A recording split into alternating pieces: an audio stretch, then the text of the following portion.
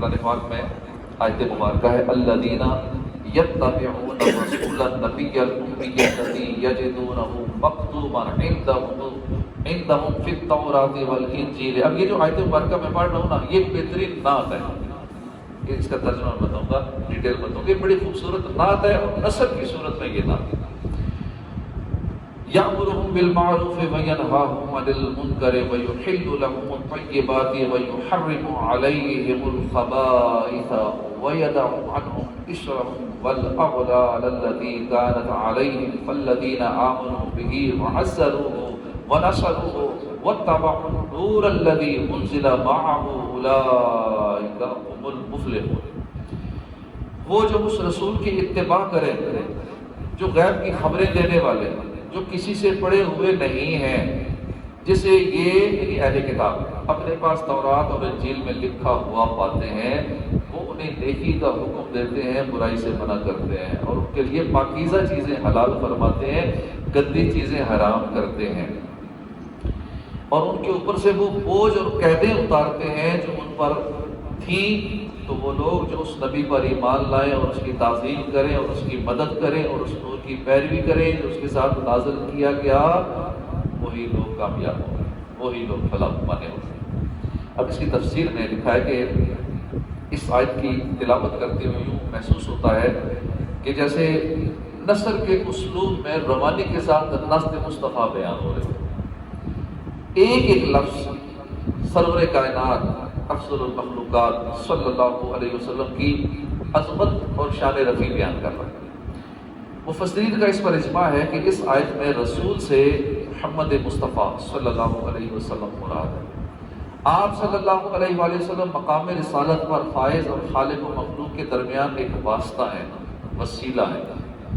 اللہ کے اوامر و نواہی، شرائع و احکام اس کے بندوں کو پہنچانے والے ہیں، منصب نبوت سے مشرف ہونے والے، غیبی امور کو ظاہر فرمانے والے، مخلوق سے بے نیاز ہو کر خالق سے سیکھنے والے، اور آپ کے تذکرے تورات و انجیل میں ستاروں کی طرح جگمگا رہے ہیں۔ آپ نیکیوں کو فروغ دینے والے، برائیوں سے روک کر جہنم سے بچانے والے، آپ کی مبارک مطہر طیب طاہر ہستی پاکیزہ چیزوں کو حلال کرنے، نجاستوں غلاظتوں ناپاکیوں کو حرام کرنے والی ہے۔ لیکن بد مذہب کیا کہیں گے، آپ کسی چیز کو حلال نہیں کر سکتے، حضور کو اختیار نہیں ہے کسی چیز کو حرام کریں تو حرام کر دیں، حلال کرنا چاہے تو حلال کر دیں۔ وہ تو امی کا ترجمہ نا ان پڑھ، نیگیٹو معنوں میں کرتے ہیں، ان پڑھ ہے، خود کو بڑا پڑھا لکھا سمجھتے ہیں، اور اللہ کے محبوب کو کہتے ہیں قرآن میں جو لکھا ہوا ہے امی کا لفظ ان پڑھ ہے، تو معاذ اللہ گستاخیاں کرنے والے وہ بہت سارے قرآن کے معنی کو غلط معنوں میں یوز کر کے عشق مصطفیٰ دلوں سے نکالنے کی کوشش کرتے ہیں۔ لیکن جو عاشقان رسول ہیں جن کا ترجمہ ہے سیدی اعلیٰ حضرت ہے، تو جب ہم صحیح العقائد علماء کرام کے ترجمے پڑھیں گے تو ہمارا ایمان سلامت رہے گا، ادروائز یہی لوگ قرآن سنا کے بندے کا ایمان خراب کر دیتے ہیں۔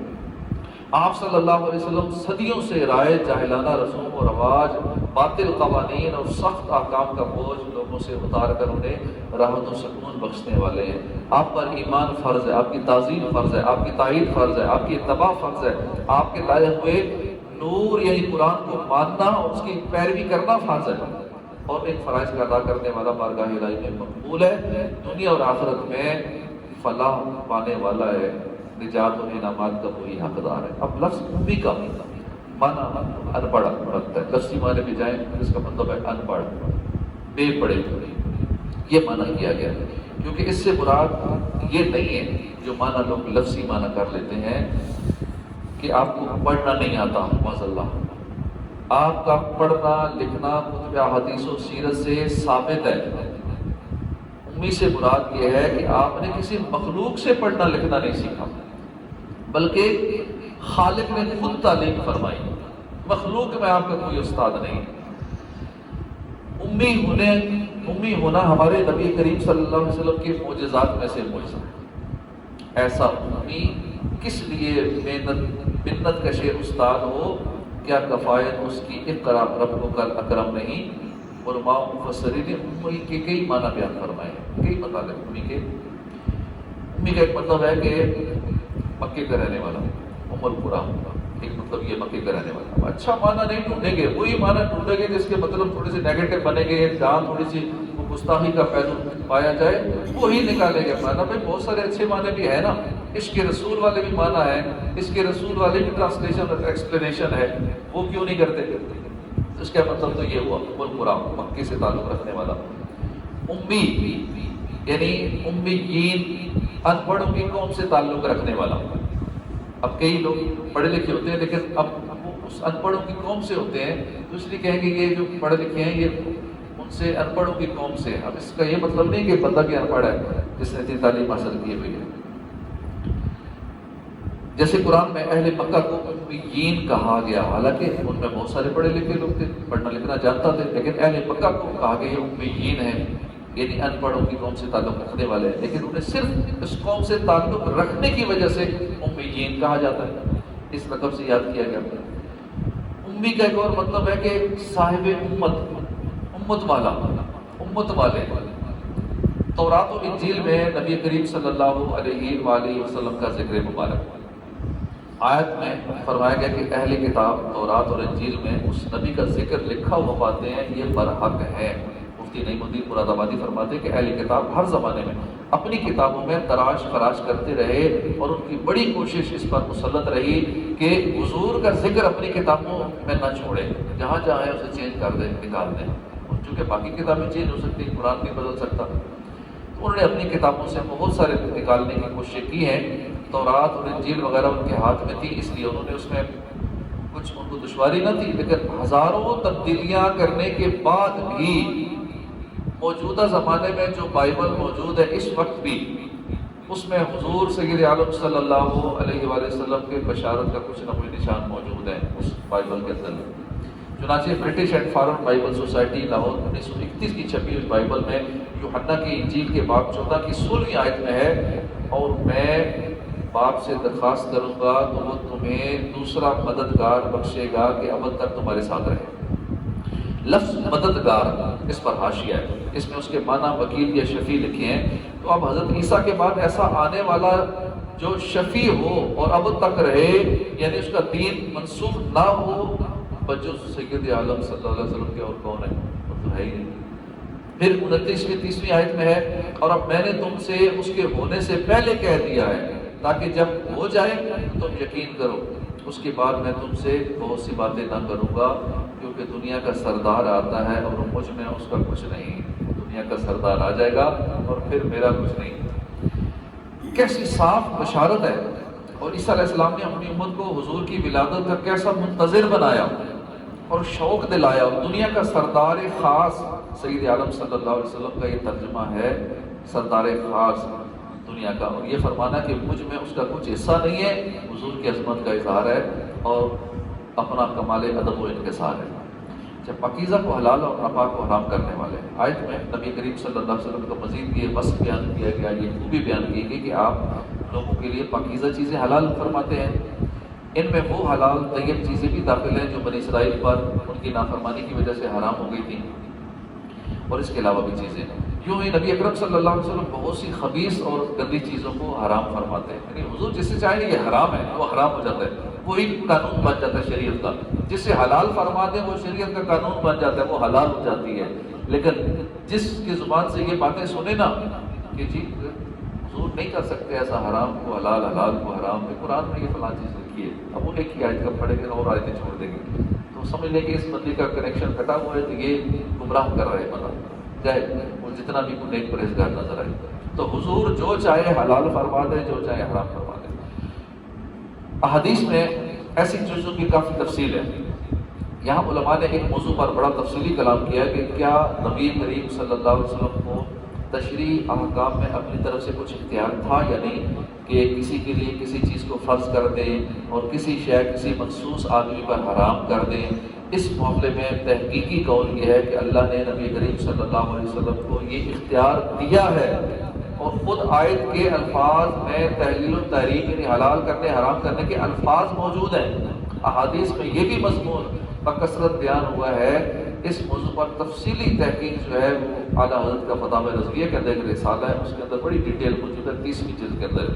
اچھا، اگلی بات ہے لوگوں سے بوجھ اتارنے والے۔ آج میں نبی کریم صلی اللہ علیہ وسلم کا یہ وصف بیان ہوا ہے کہ آپ لوگوں کے اوپر سے وہ بوجھ اور قیدیں اتارتے ہیں جو ان پر تھیں۔ وہ جو قیدوں سے کیا مراد ہے کہ سخت تکلیفوں مشقت والے احکام جو تھے جو بنی اسرائیل پر نافذ کیے گئے تھے، ان قیدوں میں وہ جاہلانہ طریقے، رسوم و رواج، بنی اسرائیل کے پادریوں ربیوں کے وہ مسائل بھی شامل ہیں جو انہوں نے اپنی طرف سے گھڑ کر لوگوں پر مسلط کیے تھے۔ جیسے پہلی شریعتوں میں یہ تھا کہ آپ کہیں نماز نہیں پڑھ سکتے، صرف مخصوص جگہ ہوتی تھی وہاں عبادت نماز، لیکن اب ہماری شریعت میں حضور نے فرمایا جہاں چاہو نماز، پوری زمین مسجد قرار دے دی، جدھر چاہو پڑھو۔ پہلے دور میں تھا کہ کپڑا ناپاک ہو گیا اسے کاٹنا پڑتا تھا، دھو کے پاک نہیں ہوتا تھا، لیکن حضور نے ہمارے لیے کتنی آسانی فرما دی، ہم دھوتے ہیں کپڑا پاک ہو جاتے ہیں، دھوتے ہیں جسم پاک ہو جاتا ہے۔ اس طرح اور بہت سارے احکام ہیں جو بڑے سخت تھے، لیکن حضور نے ہماری آسانی کے لیے اس کو ایزی کر دیا تاکہ ہمیں تکلیف نہ ہو، امت کو تکلیف نہ ہو۔ تو بوجھ اتارنے والے ہیں ہمارے آقا، اپنی امت کے لیے آسانیاں پیدا کرنے والے ہیں۔ شریعت نبوی کا بنیادی قاعدہ یہ عطا کیا گیا کہ دین آسان ہے۔ چنانچہ رسول کریم صلی اللہ علیہ وسلم نے صحابہ سے فرمایا یسروا ولا تعسروا، آسانی پیدا کرو تنگی میں مت ڈالو۔ فرمایا احب الدین الی اللہ الحنیفیۃ السمحۃ، اللہ کو سب سے محبوب دین آسان حنیفی ابراہیمی دین ہے۔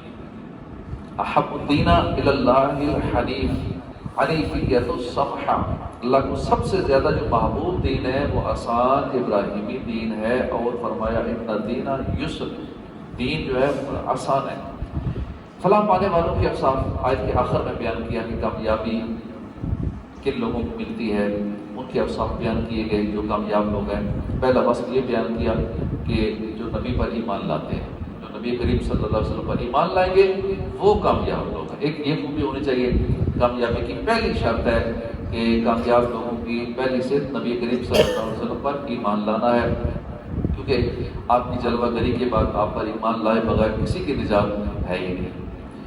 آپ صلی اللہ علیہ وسلم تمام انسانوں بلکہ جمیع مخلوقات کے لیے اللہ کے رسول بن کر تشریف لائے، جیسا کہ قرآن پاک میں قل یا ایھا الناس انی رسول اللہ الیکم جمیعا، اے لوگوں میں تم سب کی طرف اللہ کا رسول ہوں۔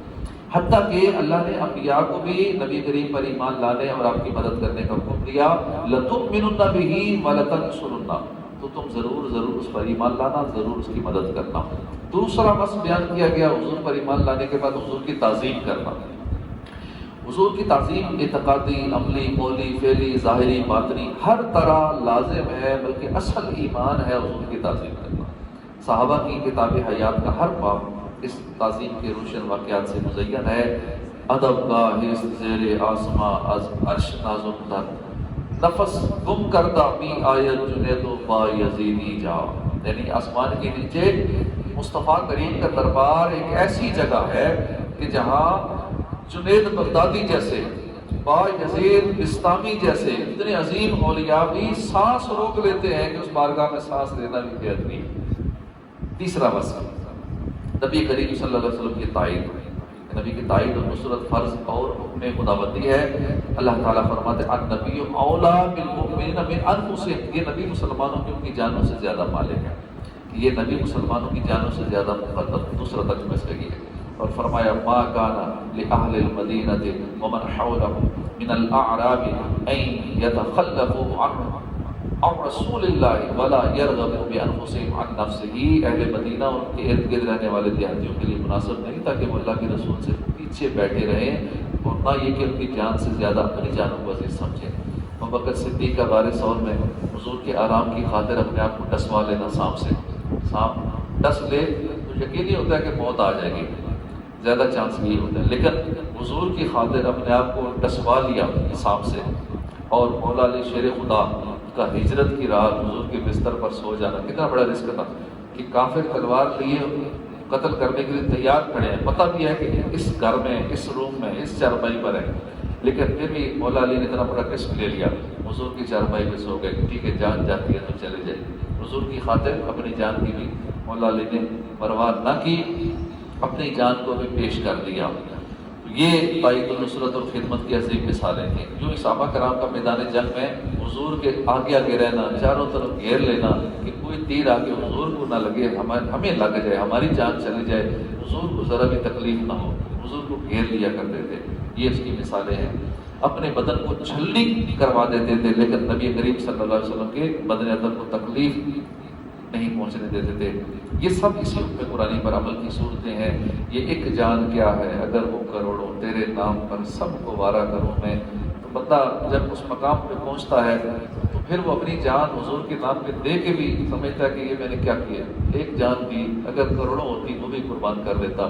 پھر وہ چاہے ممتاز قادری ہو یا دیگر بہت سارے جو عاشقان رسول ہیں جنہوں نے اپنی جانیں حضور کے نام پر قربان کی، پھانسی کے پھٹے پہ چڑھ گئے، حضور کے نام پہ سب کچھ قربان کر دیا، لیکن ایسوں کی پھر بھی خواہش ہوتی ہے یہ ایک جان کیا ہے اگر وہ کروڑوں تیرے نام پہ سب کو وارا کروں تیرے نام پہ جان فدا، نہ بس ایک جان دو جہاں فدا، دو جہاں سے بھی نہیں جی بھرا، کروں کیا کروڑوں جہاں نے، یا رسول اللہ سب کچھ ہوتا آپ کے نام پہ سب کچھ قربان کر دیتا۔ یہ خالی ایک جان قربان کرنا کوئی بڑی بات نہیں ہے، خاص قربانی نہیں ہے، آپ کے نام پہ تو کروڑوں جانیں ہوتی، کروڑوں جہان ہوتے، میرے ملک سارا کچھ ہوتا، میں سب کچھ حضور کے نام پہ قربان کر دیتا۔ چوتھا بس اس نور کی پیروی ہے۔